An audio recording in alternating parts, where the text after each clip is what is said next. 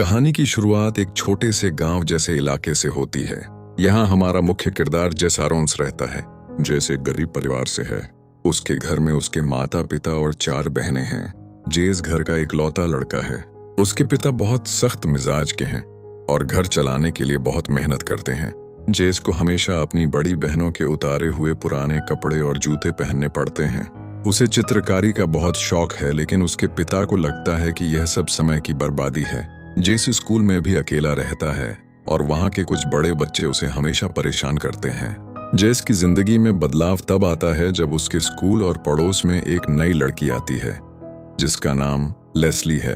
Leslie एक अमीर परिवार से है, लेकिन वह बहुत अलग है। उसके पास टीवी नहीं है, वह लड़कों जैसे कपड़े पहनती है और उसकी कल्पना शक्ति बहुत तेज है। जेस स्कूल की एक दौड़ प्रतियोगिता के लिए बहुत दिनों से अभ्यास कर रहा होता है। उसे लगता है कि वह स्कूल का सबसे तेज दौड़ने वाला लड़का बनेगा, लेकिन रेस वाले दिन लेस्ली भी उस रेस में हिस्सा लेती है और जेस सहित सभी लड़कों को हरा देती है। जेस शुरू में लेस्ली से चिढ़ जाता है क्योंकि उसने जेस का सबसे तेज धावक बनने का सपना तोड़ दिया था। धीरे धीरे जेस और लेस्ली के बीच बातचीत शुरू होती है। दोनों स्कूल बस में साथ घर आते हैं क्योंकि लेस्ली जेस के घर के पास ही एक पुराने मकान में रहने आई है। लेस्ली देखती है कि जेस के पास चित्रकारी का एक खास हुनर है।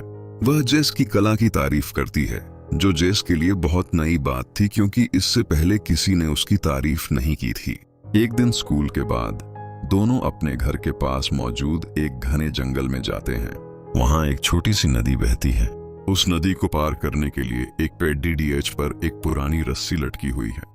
लेस्ली उस रस्सी को पकड़कर नदी के दूसरी तरफ झूल जाती है और जेस को भी ऐसा ही करने को कहती है। नदी के उस पार का जंगल बहुत ही शांत और रहस्यमयी है। लेस्ली जेस से कहती है कि अपना दिमाग पूरी तरह खुला रखो। अपनी कल्पना का इस्तेमाल करके लेस्ली उस साधारण से जंगल को एक जादुई दुनिया में बदल देती है। वह इस जादुई दुनिया का नाम टेराबिथिया रखती है। टेराबिथिया में जेस और लेस्ली वहां के राजा और रानी बन जाते हैं। वे एक पुराने पेड़ के ऊपर बने एक छोटे से घर को अपना महल बनाते हैं। इस जादुई दुनिया में वे अपनी कल्पना से कई तरह के राक्षसों और अजीबोगरीब जीवों से लड़ते हैं। असल में ये राक्षस और कुछ नहीं बल्कि उनके स्कूल के वे बच्चे हैं जो उन्हें परेशान करते हैं।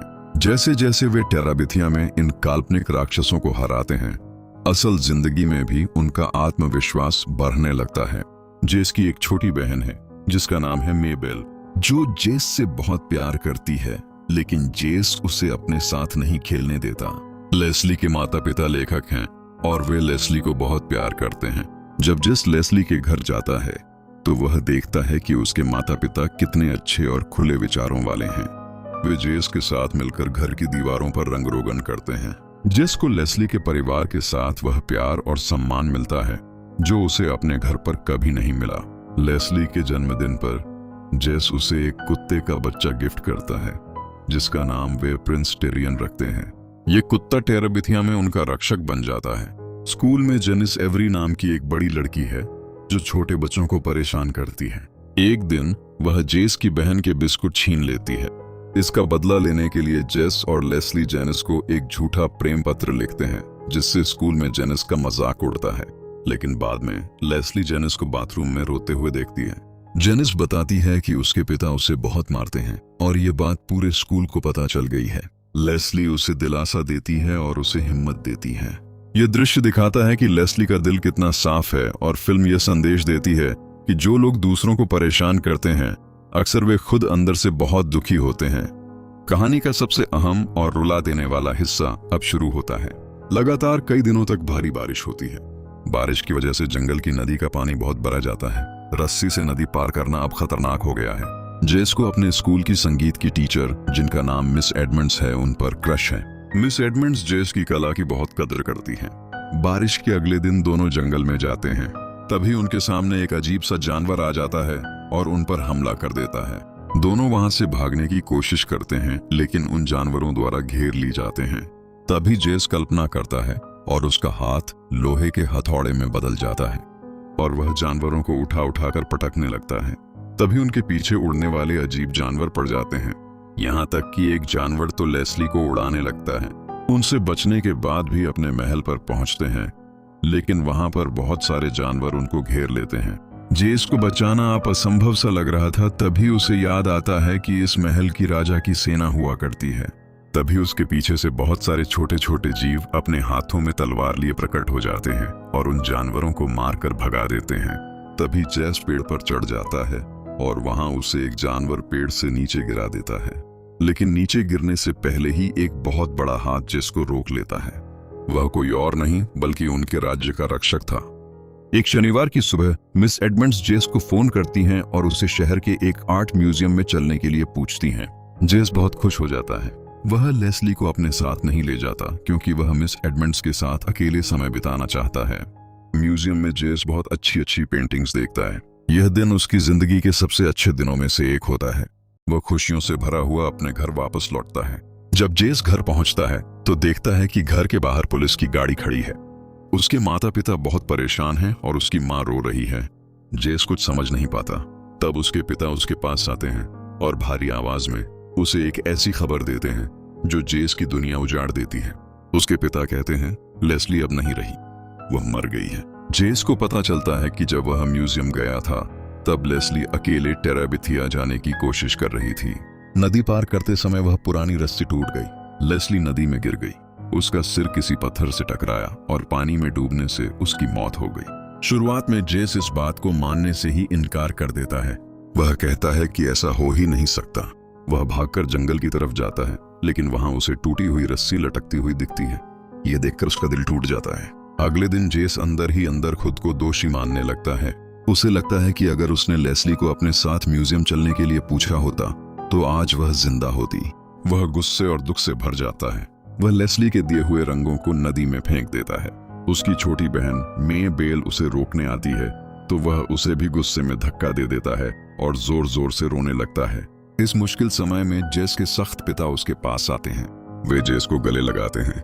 यह फिल्म का बहुत ही भावुक पल है क्योंकि पूरे समय सख्त दिखने वाले पिता आज अपने बेटे के दुख में उसके साथ रो रहे हैं। जेस रोते हुए कहता है क्या वह नर्क में जाएगी क्योंकि वह भगवान को नहीं मानती थी। उसके पिता उसे समझाते हैं कि भगवान इतने निर्दयी नहीं हैं कि लेस्ली जैसी अच्छी बच्ची को नर्क में भेजें। उसके पिता उसे समझाते हैं कि लेस्ली का जाना तुम्हारी गलती नहीं है। उन्होंने कहा लेस्ली तुम्हारी जिंदगी में एक खास मकसद से आई थी। उसने तुम्हें खुद पर विश्वास करना सिखाया। जेस लेस्ली के माता पिता से मिलने उनके घर जाता है। लेस्ली के पिता जेस को गले लगाते हैं और कहते हैं कि लेस्ली जेस को दुनिया का सबसे अच्छा लड़का मानती थी। लेस्ली के जाने के बाद उसके माता पिता वह घर छोड़कर वापस शहर जाने का फैसला करते हैं।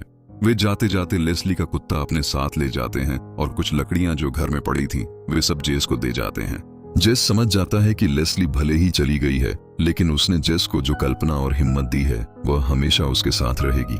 जेस तय करता है कि वह टेराबिथिया को मरने नहीं देगा। जेस लेस्ली के घर से मिली लकड़ियों का इस्तेमाल करता है और नदी के ऊपर एक मजबूत और असली पुल बनाता है। अब नदी पार करने के लिए किसी रस्सी की जरूरत नहीं थी। फिल्म के अंतिम दृश्य में जेस अपनी छोटी बहन मे बेल को उस पुल के पास लाता है। मे बेल हमेशा से टेराबिथिया जाना चाहती थी। जेस उसे पुल पार कराता है और अपनी कल्पना से उसे दिखाता है कि टेराबिथिया कितना सुंदर है। जेस में बेल को टेराबिथिया की नई राजकुमारी का ताज पहनाता है और खुद वहां का राजा बनकर अपनी बहन के साथ खुशी खुशी उस जादुई दुनिया में प्रवेश करता है। यहीं पर यह खूबसूरत फिल्म समाप्त हो जाती है। ब्रिज टू टेराबिथिया एक ऐसी फिल्म है जो शुरू में एक जादुई और खुशनुमा कहानी लगती है, लेकिन अचानक से एक ऐसा मोड़ लेती है जो दर्शकों को अंदर तक झकझोर देता है।